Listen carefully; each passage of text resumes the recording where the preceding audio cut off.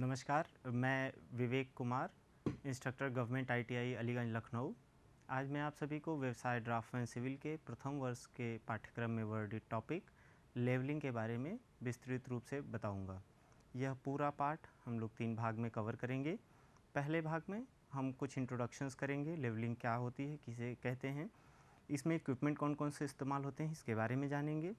दूसरे और तीसरे भाग में लेवलिंग संबंधित कुछ न्यूमेरिकल प्रॉब्लम को डिस्कस करेंगे और देखेंगे कि हम लेवलिंग के माध्यम से किसी स्टेशन की ऊंचाई या गहराई को कैसे ज्ञात करते हैं। तो आइए हम अपने पहले भाग के साथ शुरुआत करते हैं और जानने का प्रयास करते हैं कि लेवलिंग किसे कहते हैं, इसमें प्रिंसिपल्स क्या इन्वॉल्व होते हैं। अगर मैं आपसे सरल भाषा में कहूँ तो लेवलिंग एक ऐसी प्रक्रिया है जिसमें किसी एक रेफरेंस पॉइंट, जिसे हम बेंचमार्क कहते हैं, उसके संदर्भ में अगर हम किसी स्टेशन की ऊंचाई या गहराई के बारे में सूचना इकट्ठा करते हैं, वो प्रक्रिया लेवलिंग कहलाती है। इसमें एक सरल प्रिंसिपल यानी सिद्धांत इन्वॉल्व होता है। सिद्धांत कहता है कि हमें एक ऐसी हॉरिजॉन्टल लाइन ऑफ साइट के बारे में पता करना है जहाँ से हम किसी भी स्टेशन की वर्टिकल डिस्टेंस ऊपर या नीचे उसको कैलकुलेट कर लेते हैं।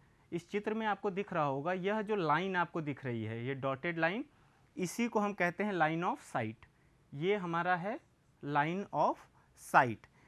प्रिंसिपल यही कहता है कि हमें इस लाइन ऑफ साइट के बारे में पता करना है, इसको एस्टिमेट करना है, जहाँ से हम किसी भी स्टेशन के गहराई या अगर इस केस में तो नहीं है बट किसी स्टेशन की ऊंचाई के बारे में जानकारी इकट्ठा करें। यही एक सरल सिद्धांत है हमारे लेवलिंग का। इस चित्र में आप 2-3 चीज़ें देख रहे होंगे, इसको हम लेवलिंग स्टाफ कहते हैं। आगे हम विस्तृत रूप से इसके बारे में पढ़ेंगे। ये जो लाइन डायग्राम में अगर आपको ऐसा चित्र दिखे तो इसका मतलब है लेवल यानी एक ऐसा मशीन, एक ऐसा उपकरण जिसके माध्यम से हम अपनी लाइन ऑफ साइट का निर्धारण करते हैं। तो आपको मैं समझता हूँ कि प्रिंसिपल ऑफ सर्वेइंग के बारे में पता चल गया। देखिए, ये लेवलिंग स्टाफ हमेशा ही उस सतह पे रखा जाता है जहाँ जिसे हम स्टेशन कंसीडर करते हैं। मसलन यहाँ पे हमने स्टेशन बी कंसीडर किया है तो लेवलिंग स्टाफ स्टेशन बी पे रखा जाएगा। स्टेशन ए हमारा यहाँ है तो इस सतह पर लेवलिंग स्टाफ रखा जाएगा। इस लाइन ऑफ साइट की मदद से हम स्टाफ पे रीडिंग नोट करेंगे और उसी के रेफरेंस में हम इन दोनों के बीच के ऊंचाई में डिफरेंस भी कैलकुलेट करेंगे और यह भी पता कर सकते हैं कि यह समुद्र तल से समुद्र का जो मीन सी लेवल है वहाँ से हम इसकी ऊंचाई के बारे में भी जानकारी इकट्ठा कर सकते हैं। आगे बढ़ते हैं और जानने का प्रयास करते हैं कि हमारे पास कौन कौन से ऐसे उपकरण हैं जिनका हम लेवलिंग में इस्तेमाल करते हैं। तो सबसे पहले तो हमें जानना होगा कि लेवल जो सबसे पहला एक उपकरण और सबसे महत्वपूर्ण उपकरण है लेवलिंग में, उसे हम लेवल कहते हैं। लेवल क्या है? एक मशीन है, एक उपकरण है जिससे हम हॉरिजॉन्टल लाइन ऑफ साइट का निर्धारण करते हैं। यानी यह उपकरण है जिससे हम एक हॉरिजॉन्टल लाइन ऑफ साइट का निर्धारण करते हैं। यह एक ट्राइपॉड पे फिक्स होता है। आगे हम चित्र के माध्यम से इसको बता देंगे आपको, वो आपको बेहतर समझ में आएगा। अब यहाँ पर हमारे पास कई तरह के लेवल मौजूद हैं, लेकिन यहाँ पर हम 3 प्रमुख तरीके के लेवल के बारे में चर्चा करेंगे। पहला है डंपी लेवल, दूसरा टिल्टिंग और तीसरा ऑटो लेवल। ऑटो लेवल आज के ज़माने में सबसे ज़्यादा इस्तेमाल होता है। इसकी क्या खासियत है हम आगे भी पढ़ेंगे। एक जो सबसे अहम चीज़ है इस लेवल में वो टेलीस्कोप है। इन तीनों में ही टेलीस्कोप लगा होगा। टेलीस्कोप क्या मदद करता है? वो हमारे स्टाफ की रीडिंग को पढ़ने में हमारी मदद करता है। उसमें एक डायाफ्राम होता है जिस पे क्रॉस हेयर्स होते हैं, उन्हीं क्रॉस हेयर की मदद से हम स्टाफ पे रीडिंग पढ़ पाते हैं। तो आपको ध्यान में क्या रखना है कि लेवल में एक टेलीस्कोप का होना आवश्यक है जिसमें डायाफ्राम होगा और उस पर क्रॉस हेयर्स बने होंगे और उस क्रॉस हेयर की मदद से हम स्टाफ पे रीडिंग पढ़ पाएंगे। अब हमारे पास जो 3 तरीके के लेवलिंग इक्विपमेंट थे या लेवल थे, उसके बारे में पढ़ते हुए जब हम पहले को ध्यान देते हैं तो हमें मिलता है डंपी लेवल। ये सबसे पहली कड़ी थी लेवलिंग इंस्ट्रूमेंट में। ये कुछ इस तरीके से दिखता है। यहाँ पर देखिए, जो टेलीस्कोप की मैं बात कर रहा था, ये टेलीस्कोप है, ये ऑब्जेक्ट पीस है। यहाँ पे जो लेंस लगा है वो ऑब्जेक्ट पीस होता है और ये हमारा आई पीस है। मतलब ऑब्जर्वर यहाँ से देखेगा और जो रेंजिंग रॉड है वो इधर कहीं दूर खड़ी रखी जाएगी। इसमें ये जो आप देख पा रहे हैं यहाँ पर, इसको लेवल ट्यूब कहते हैं। लेवल ट्यूब कैसा होता है, पहले भी हम लोग सर्वेक्षण के पाठ में हम पढ़ चुके हैं। इस तरीके का ट्यूब होता है जिसमें एक बबल होता है। बबल के लिए ज़रूरी क्या है कि वो बीच में रहे, मध्य में रहे इसके, तभी वो माना जाएगा कि ये पृथ्वी की सतह के समानांतर है, पैरेलल है। तो आपने देखा कि यहाँ पर ट्यूब है और ये जो ये आप देख पा रहे हैं, ये एक मिरर होता है कि ऑब्जर्वर बिना ऊपर से देखे यहीं सामने से इस मिरर में देखेगा तो उसको लेवल ट्यूब पे जो डिफ्लेक्शन है, जो अंतर है, वो वेरिएशंस, वो उसको क्लियरली दिख जाएगा। यहाँ पर आप दो छोटी छोटी चीज़ें देख रहे होंगे, इनको हम गन साइट बोलते हैं। गन साइट जैसा अमूमन आप गन में देखते हैं कि निशाना लगाने के लिए हम उसका इस्तेमाल होता है, बट यहाँ पे क्या होता है कि सबसे पहले जब आप इस टेलीस्कोप को इस स्टाफ के साथ अलाइन करने की कोशिश करते हैं तो इस गन साइट की मदद से आप इस स्टाफ को अलाइन कर पाते हैं। यहाँ पर आपको 3 स्क्रू दिखते हैं, यहाँ पर 2 ही दिख पा रहे हैं, एक इसके पीछे ठीक है। इन तीनों स्क्रू की मदद से हम अपने इक्विपमेंट को यानी कि लेवल को पृथ्वी की सतह के समानांतर यानी पैरेलल करने में सक्षम हो पाते हैं। इसी का दूसरे तरफ से जो चित्र मैंने यहाँ दिखाने का प्रयास किया है, इसको हम ये जो नॉब है आपको दिख रहा है, इससे हम अपने जो स्टाफ है उसको क्लियरली देख पाने में सक्षम होते हैं। इसकी मदद से हम छोटे छोटे एडजस्टमेंट्स करते हैं, इसको क्लॉकवाइज या एंटी क्लॉकवाइज रोटेट करते हैं और फिर हम यह वहाँ उस कड़ी तक पहुँच पाते हैं जहाँ पर हमें अपना जो लेवलिंग स्टाफ है वो क्लियरली विजिबल हो जाए, क्योंकि क्लियरली विजिबल रहेगा तभी आप उस पर रीडिंग पढ़ पाएंगे।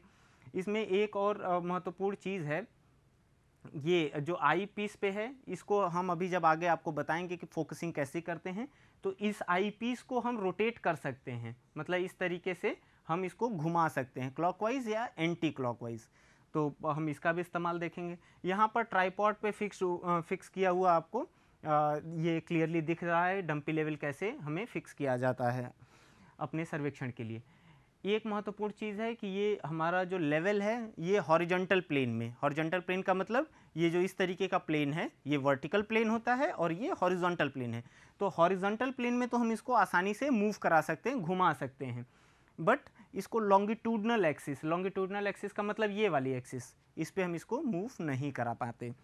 अगला जो लेवल है वो टिल्टिंग लेवल है। टिल्टिंग लेवल काफ़ी हद तक डंपी लेवल की तरह है, बट एक दो उसमें एडवांटेजेस है, एक दो उससे मॉडिफिकेशन है डंपी लेवल पे, कि यहाँ पर जो लाइन ऑफ कॉलिमेशन का वर्टिकल लाइन पर परपेंडिकुलर होना आवश्यक नहीं, इसीलिए इसको हम टिल्टिंग लेवल भी कहते हैं। ये डंपी लेवल से थोड़ा आसानी से लेवल किया जा सकता है और पृथ्वी के सतह पे इसको आसानी से हम समानांतर कर सकते हैं।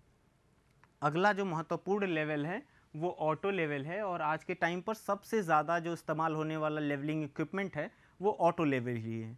सिंपली ये सोकिया कंपनी का मैंने यहाँ पर चित्र लिया है, ये कुछ इसी तरीके से दिखता है, ये बहुत ही सरल है। यहाँ पर आप देखिए लेवलिंग स्क्रू आपको इसमें भी दिख रहा है, 2 यहाँ दिख रहे हैं, एक ठीक इसके पीछे होगा। यहाँ पर बबल ट्यूब नहीं होती, एक बबल होता है सर्कुलर बबल, जो आप यहाँ पर देख पा रहे हैं। इसका अगर मैं डायग्राम बना करके आपको अलग से बताना चाहूँ तो ये कुछ इस तरीके से सर्कुलर होता है, इसमें बबल होता है। बबल का ज़रूरी है बीच में होना, अगर ये बबल बीच में है इसका मतलब कि ये हमारा जो इक्विपमेंट है ऑटो लेवल है ये पृथ्वी के सतह के समानांतर हो गया है। अब इन्हीं तीनों स्क्रू की मदद से हम इसको लेवल करते हैं। ये जो आपको हिस्सा दिख रहा है इसमें भी एक मिरर लगा होता है, ताकि ऑब्जर्वर जब यहाँ से इसमें देखे तो ये नीचे बबल की सही स्थिति को आप दर्शा पाने में सक्षम हो। यहाँ पर भी आपको दिख रहा होगा गन साइट, यहाँ क्लियरली आपको ये दिख रहा है गन साइट है, ये आईपीस लेंस है, यहाँ पे ऑब्जेक्ट पीस है, और ये जो नॉब आपको दिख रही है ये फाइन एडजस्टमेंट के लिए है। जैसे आप एक बारी अगर ये अपने जो आपका लेवलिंग स्टाफ है उसको गन साइड से देख लिया, बट उसको एग्जैक्टली लेवलिंग जो क्रॉस हेयर है उसकी वर्टिकल लाइन को स्टाफ के मध्य लाने के लिए फाइन एडजस्टमेंट, मतलब बहुत ज़रा सा आपको लेफ़्ट या राइट यानी कि क्लॉकवाइज या एंटी क्लॉकवाइज रोटेट करने की ज़रूरत पड़ेगी, तो वो आप इस स्क्रू की मदद से बड़े ही आसानी से कर पाने में सक्षम होते हैं। अब यहाँ पर ये दूसरा जो आपको स्क्रू बड़ा सा दिख रहा है, नॉब दिख रही है, इसका मुख्य काम क्या है? एग्जैक्टली वही है कि जो आपके स्टाफ पर रीडिंग है वो बहुत ही क्लियर विजिबल हो, और वैसा करने के लिए हम इस नॉब को क्लॉकवाइज या एंटी क्लॉकवाइज रोटेट करते हैं। वही नॉब हॉरिजॉन्टल प्लेन में इसको ज़रा सा मूव कराने के लिए, मतलब फाइन एडजस्टमेंट के लिए ये नॉब इस्तेमाल होती है। तो ये ऑटो लेवल है। इसकी मुख्य खास बात क्या है, इसमें एक प्रिज्म होता है जो सस्पेंडेड होता है, मतलब वो लटकता रहता है, और वो काफ़ी हद तक अपने आप को जो लाइन ऑफ कॉलिमेशन है उसको बैलेंस कर लेता है। ये स्वयं संरेखित होता है, उसी की मदद से जो सस्पेंडेड आपका प्रिज्म होता है उसी की मदद से। इसमें समय कम लगता है क्योंकि आपको इक्विपमेंट को लेवल करना है, यानी कि अपने पृथ्वी की सतह के समानांतर करने में समय का जो खपत है वो बहुत कम होता है, ज़रा सा होता है। इस्तेमाल करने में आसान है, इसको फटाफट आप स्टेशन चेंज करके तुरंत रीडिंग ले सकते हैं। तो ये सुविधा हमें ऑटो लेवल में मिल जाती है। दूसरा जो हमें एक महत्वपूर्ण चीज़ की आवश्यकता पड़ेगी अपने लेवलिंग सर्वे में, वो होता है लेवलिंग स्टाफ। लेवलिंग स्टाफ देखिए बहुत सरल सा है, एक वर्टिकल पोस्ट यानी कि खंबे जैसा होता है, लाइट वेट होता है, उस पर रीडिंग्स लिखी होती है, एमएम में, सेंटीमीटर में और मीटर में उसमें मार्किंग होती है। और वो जो मार्केट में अवेलेबल है, एक तो सॉलिड बार की तरह है और दूसरा टेलीस्कोपिक है। टेलीस्कोपिक का मतलब उसका लेंथ हम एक्सटेंड कर सकते हैं, जब उसको हम पैक करके किसी जगह पर रखेंगे तो उसको हम श्रिंक करके छोटा कर सकते हैं। ये चित्र आपको दिख रहा है, ये एक टेलीस्कोपिक लेवलिंग स्टाफ का चित्र है। इसको आप देख पा रहे होंगे कि यहाँ से अगर आप देखेंगे तो ये सेक्शन इसके अंदर और ये सेक्शन इसके अंदर आसानी से छिप जाएगा और कम जगह में इसको रखा जा सकता है। आप रीडिंग इस पे साफ साफ देख पा रहे हैं कि रीडिंग किस तरीके से लिखी होती है। जब भी हमें रीडिंग लेनी होती है तो हम इस लेवलिंग स्टाफ को उस स्टेशन पे ले जा करके रख देते हैं जिसकी ऊंचाई या गहराई के बारे में हमें जानकारी इकट्ठा करनी है। देखिए यहाँ पर जो इसका एकदम बॉटम मोस्ट पार्ट है, यहाँ पर जीरो मार्कर होता है, मतलब जीरो रीडिंग कहाँ पे होती है, नीचे। और जैसे जैसे आप इसको ऊपर एक्सटेंड करते जाएंगे, ये 2 मीटर 3 मीटर 5 मीटर तक इसकी ऊंचाई हो सकती है, जितनी आवश्यकता है और जैसा हमने सेलेक्ट किया है। तो लेवलिंग स्टाफ की मदद से हम क्या करते हैं, हम अपने स्टेशन पे लेवलिंग स्टाफ को ले जाके एक्सटेंड कर देते हैं और उसको फैला करके खड़ा कर देते हैं। अभी हम आगे बता देंगे कि उसको कैसे खड़ा करना होता है। और फिर अपने जो हमारा लेवलिंग इक्विपमेंट है यानी कि लेवल है, मसलन अगर हम डंपी लेवल इस्तेमाल कर रहे हैं तो उसके टेलीस्कोप को फाइनली एडजस्ट करके उसके क्रॉस ईयर को इसके बीच में रखते हैं और रीडिंग पढ़ लेते हैं कि उस क्रॉस ईयर की जो मिडिल हॉरिजॉन्टल लाइन है वो जिस भी नंबर पे कॉइंसाइड कर रही होगी, जिस भी ग्रेजुएटेड रीडिंग पे कॉइंसाइड कर रही होगी, वही उस जगह की स्टाफ की रीडिंग हम नोट करेंगे। तो ये एक ऐसे मटेरियल से भी बनाया जाता है जिस पे टेम्परेचर वेरिएशन का असर कम पड़े। ऐसा इसलिए होता है कि आप अलग अलग टेम्परेचर में सर्वेक्षण करते हैं। ऐसा ना हो कि अगर गर्मी ज़्यादा हो गई तो स्टाफ की लंबाई बढ़ गई, और स्टाफ की लंबाई बढ़ जाने से दिक्कत इतनी सी होगी कि आपकी रीडिंग फिर गलत आने लगेगी और जो आपने वहाँ पे स्टेशन का जो रिड्यूस लेवल कैलकुलेट किया है उसमें एरर आ जाएगा।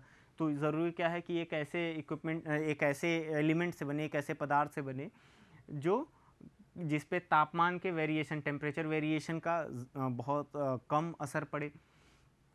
तो आगे हम पढ़ेंगे कि इसकी रीडिंग कैसे नोट करते हैं, कुछ एक दो चित्र के माध्यम से समझेंगे और ये समझने का प्रयास करेंगे कि हमें स्टाफ को कैसे पकड़ना है।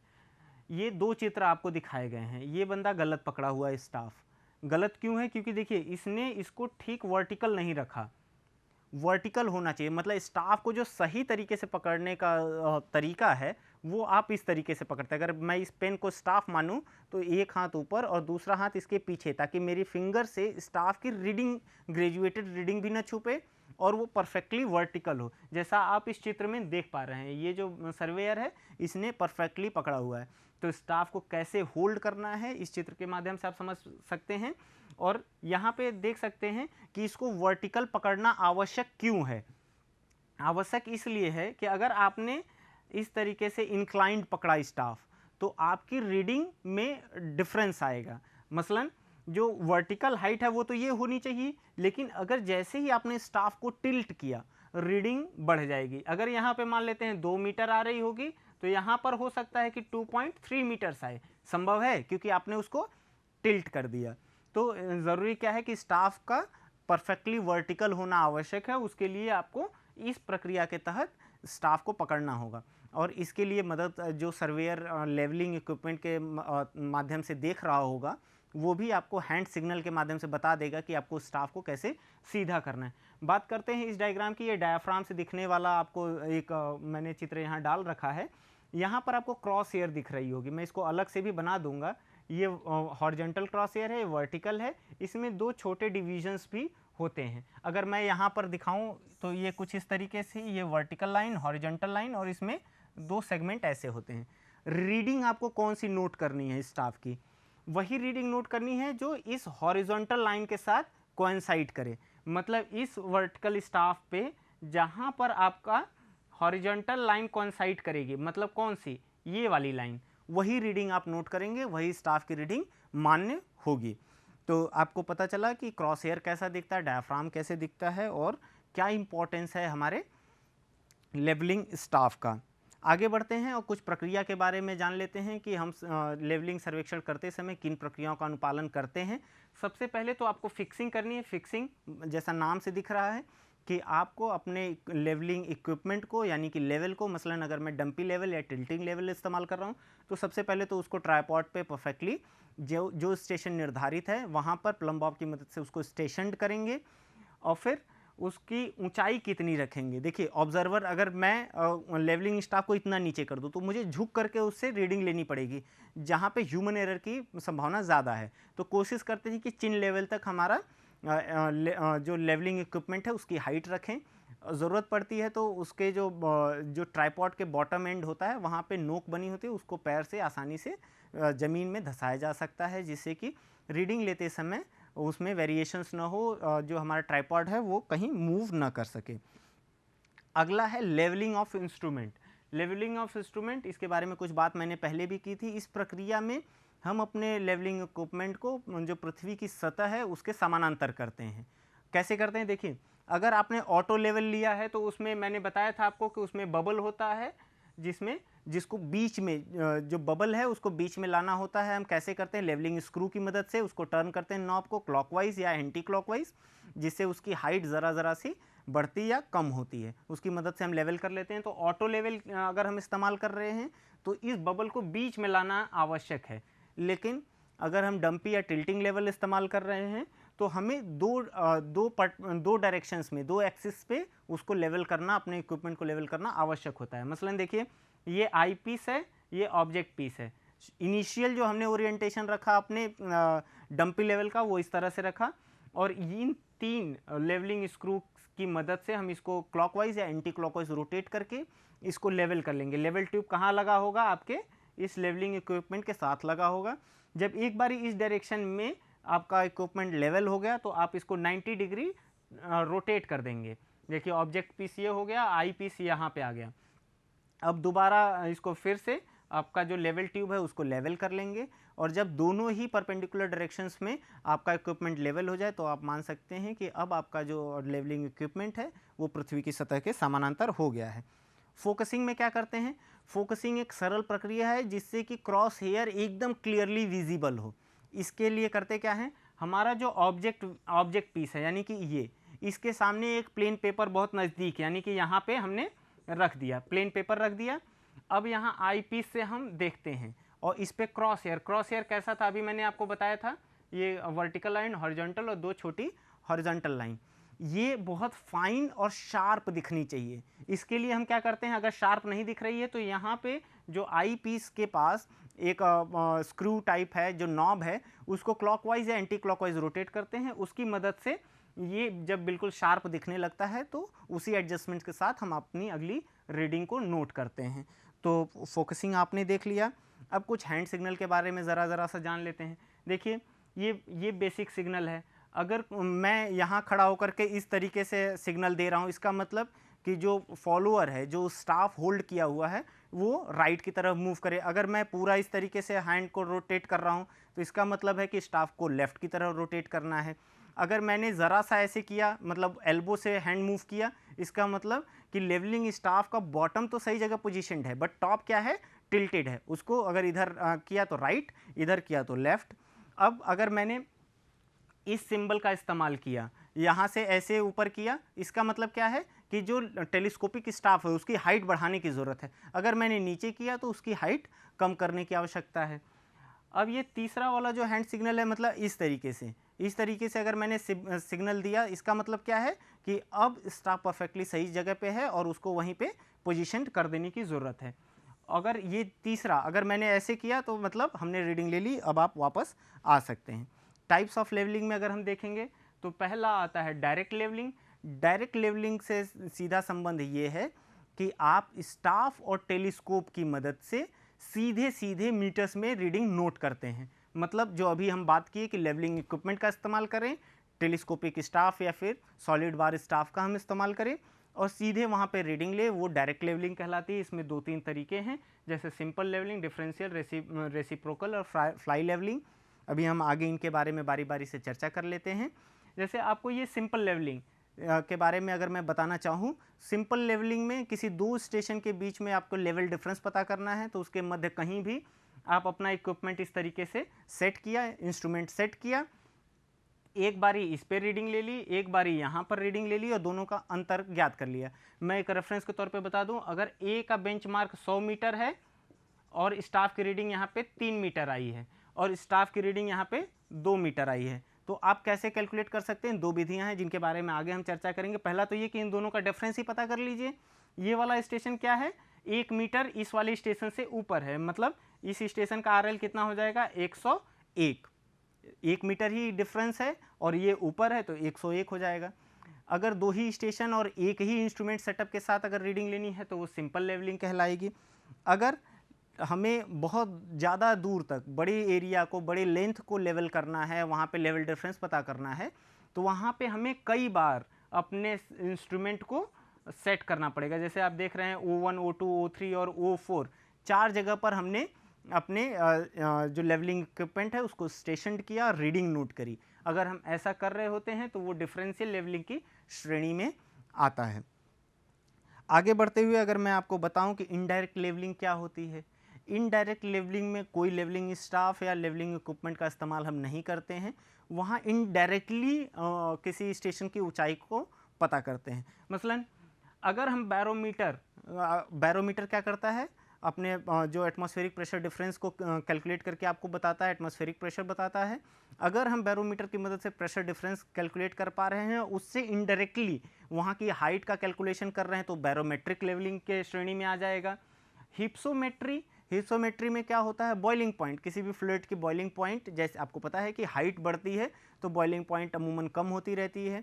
तो अगर हमने किसी भी फ्लूइड के बॉइलिंग पॉइंट के डिफरेंस के बारे में कैलकुलेशन किया और वहाँ से हाइट का रेफरेंस लिया तो वो आपका हिप्सोमेट्री में आएगा। ये भी इनडायरेक्ट कैलकुलेशन है।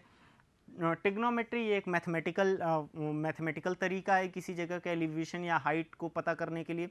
इसमें आवश्यक है कि एक ऊंचाई या एक एंगल के बारे में आपको ज्ञान हो, तो या एक दूरी के बारे में आपको ज्ञान हो, तो वहाँ पे टिग्नोमेट्रिक फंक्शन का इस्तेमाल करके आप हाइट या डेप्थ को कैलकुलेट कर पाते हैं। मैं आपको पुनः एक बार डायरेक्ट लेवलिंग के बारे में बताना चाहूँगा। देखिए, इनडायरेक्ट लेवलिंग तो आपने समझ लिया। यहाँ पर क्या है कि आपको सीधे सीधे मेज़र नहीं करना है, मतलब कि आपको जो ऊंचाई या गहराई है वो आपने वहाँ पर इस्तेमाल न ही लेवलिंग इक्विपमेंट का किया और न ही लेवलिंग स्टाफ का किया। मतलब जो ऑब्जर्वर ने रीडिंग नोट करी वो मीटर्स में रीडिंग नोट नहीं करी। यहाँ पर पता चला कि वो प्रेशर में नोट कर रहा है, यहाँ बॉइलिंग पॉइंट में नोट कर रहा है, यहाँ टिग्नोमेट्रिक फंक्शंस में वो कैलकुलेट कर रहा है हाइट। बट डायरेक्ट लेवलिंग में क्या है, वहाँ पे सीधे सीधे मीटर्स में आपकी रीडिंग आएगी। मसलन अगर मैं एक यहाँ पे उदाहरण आपको देना चाहूँ कि ये अगर हमारा कोई सतह है, यहाँ पर अगर डायरेक्ट लेवलिंग हमें करनी है, मान लीजिए स्टेशन B यहाँ पर है, स्टेशन A यहाँ पर है, तो मैं क्या करूँगा, सिंपली अपना इंस्ट्रूमेंट सेटअप यहाँ पे लगाऊंगा। ये मेरा लेवलिंग इक्विपमेंट है। सबसे पहले अगर मैंने सर्वेक्षण इधर से इधर की तरफ करना चाहा है, तो सबसे पहले यहाँ पे जो स्टाफ होगा, देखिए ये जो हॉरिजॉन्टल लाइन ऑफ साइट है ये तो परफेक्टली पृथ्वी की सतह के समानांतर होगा। ये जो फीचर है वो ज़रूर आपका स्लोपिंग हो सकता है, वो ऊंचा नीचा हो सकता है, बट जो ये हॉरिजॉन्टल लाइन ऑफ साइट है ये परफेक्टली क्या होगा, पृथ्वी की सतह के समानांतर होगा। जैसे अगर मैंने मान लिया कि ये बेंच मार्क है 200 मीटर हमें पता था। ठीक, तो अगर हमने पहली रीडिंग इस पे स्टाफ पे ली और यहाँ पे अगर 4 मीटर हमें मिल गया, स्टाफ की रीडिंग यहाँ पर कितनी मिल गई हमें, 4 मीटर मिल गई। और फिर हमने क्या किया, यहाँ पर जो स्टाफ की रीडिंग ली हमने, तो यहाँ पर मान लिया कि आपको 1 मीटर रीडिंग मिली। अब आप देखिए दोनों ही जगहों पे आपको क्या मिला है, जो रीडिंग आपको प्राप्त हुई है डायरेक्ट लेवलिंग में वो मीटर्स में प्राप्त हुई है, न कि आपको प्रेशर में, बॉइलिंग पॉइंट में या किसी ट्रिग्नोमेट्रिक फंक्शन की मदद से आप कुछ कैलकुलेट कर रहे हैं। यहाँ पर सीधे सीधे आपको मीटर्स में रीडिंग मिल रही है। अब आप आसानी से चाहें तो ए से बी के बीच का आप अंतर पता कर सकते हैं। अंतर किस सेंस में हो सकता है, वर्टिकल हाइट के डिफरेंस के सेंस में, या अगर बेंचमार्क आपको पता है कि 200 मीटर या मीन सी लेवल से। मीन सी लेवल क्या होता है, एक जो समुद्र का सतह होता है उसको हम रेफरेंस के तौर पे इस्तेमाल करते हैं। मैंने शुरुआत में ही कहा था कि हमेशा ही सर्वेक्षण किसी एक रेफरेंस पॉइंट से लिया जाता है, किया जाता है। यहाँ पर वर्टिकल हाइट के लिए हमारा जो रेफरेंस है वो क्या है, मीन सी लेवल है। अब आप देख पाएंगे कि यहाँ पे ये जो स्टेशन है ये 200 मीटर पे है और ये हॉरिजॉन्टल लाइन ऑफ साइट हमारा 204 पे हो गया। अब ये अगर horizontal line of site MSL से 204 पे है तो हमें ये स्टेशन बी का अगर हाइट पता करना है तो इस पूरे हाइट में से ये हाइट हम सब्ट्रैक्ट कर देंगे तो हमें स्टेशन बी का एग्जैक्ट हाइट पता चल जाएगा। मतलब कितना हो जाएगा, ये स्टेशन बी 203 मीटर्स पे है। तो आपको मैं समझता हूँ कि डायरेक्ट और इनडायरेक्ट लेवलिंग के बारे में स्पष्ट जानकारी मिल गई। हमने इस पूरे पाठ में क्या क्या पढ़ा, प्रिंसिपल ऑफ लेवलिंग पढ़ा, उसके बाद टाइप्स ऑफ लेवलिंग पढ़ा, उसके बाद हमने देखा कि किस प्रक्रिया के तहत हम लेवलिंग करते हैं।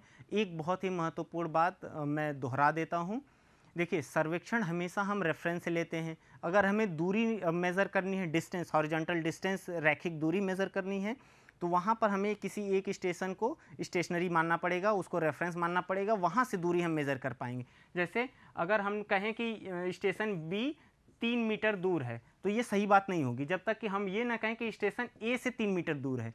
हॉरिजॉन्टल डिस्टेंस के लिए हमें किसी स्टेशन को फिक्स करना पड़ेगा। वर्टिकल डिस्टेंस के लिए जब भी हम मानेंगे तो हमें MSL मीन सी लेवल को हमें रेफरेंस के तौर पे लेना पड़ेगा। और इसी तरीके से अगर दिशा, हम कंपास सर्वे के बारे में पढ़े थे, दिशा अगर हमें मेज़र करना है तो वहाँ पे हमें किसी एक डायरेक्शन को रेफरेंस के लिए लेना पड़ेगा। मसलन हमने क्या किया था, नॉर्थ डायरेक्शन को रेफरेंस लिया था और यहाँ से जो भी डायरेक्शन आ रही थी उसको हम कैलकुलेट कर रहे थे। तो ये आपने समझा इन कुछ चंद लाइनों से कि कैसे हम सर्वेक्षण में रेफरेंस पॉइंट का चुनाव करते हैं। वो डिपेंड करता है कि हम किस तरीके का सर्वेक्षण कर रहे होते हैं। इस पूरे पाठ को बनाने के लिए मैंने निमी की ई-बुक्स का इस्तेमाल किया है जो ड्राफ्टमैन सिविल के लिए बनाई गई है, और रेफरेंस के लिए मैंने इसके दुग्गल साहब की लिखी हुई किताब सर्वेइंग वॉल्यूम 1 से कुछ पॉइंट्स उठाए हैं। मैं समझता हूँ कि यह पूरा पाठ आपके अध्ययन में मददगार साबित होगा। धन्यवाद।